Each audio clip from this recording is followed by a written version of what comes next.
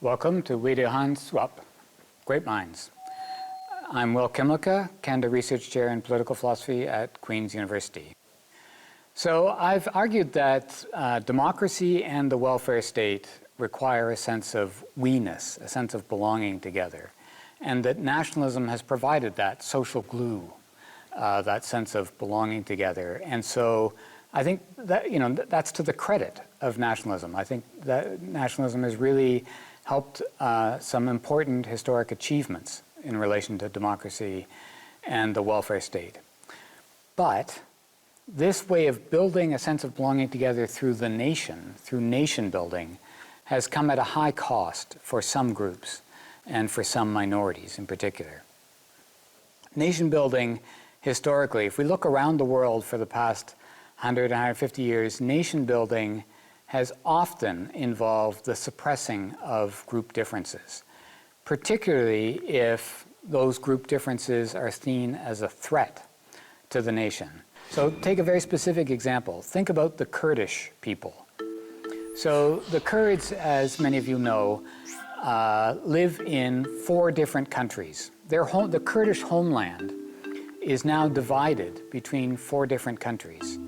Iran, Iraq, Syria, and Turkey. And in each of those countries, the Kurds have a sense of they have a sense of being Kurdish, which they view as the Kurdish nation, a Kurdish people. They have a sense of forming their own nation or people. But that sense of forming a nation, living on their own national homeland, has been seen as a threat by the larger society.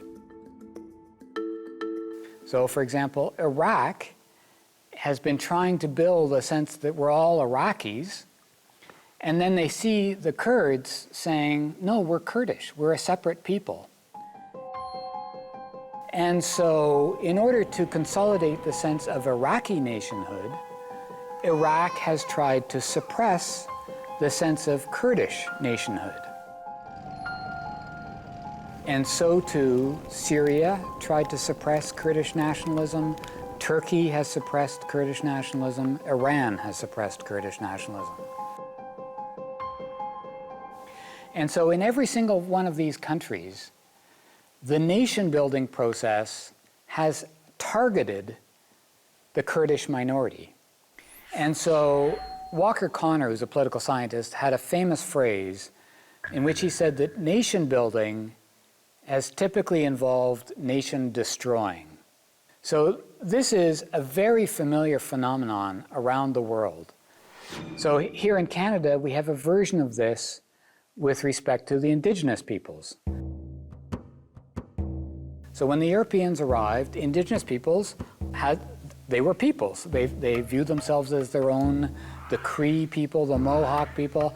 They formed their own peoples, their own nations, living on their national homeland.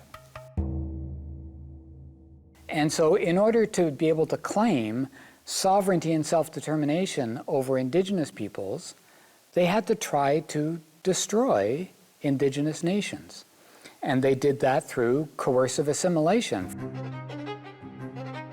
For example, forcing Indigenous peoples to send their children to residential schools where they were stripped of their Indigenous identity, prevented from speaking their Indigenous language. And so Canada this was very deliberate, a deliberate policy of basically destroying Indigenous nations. They were allowed to exist as individuals, but not to exist as nations or peoples who had the right to govern themselves and govern their own national territories.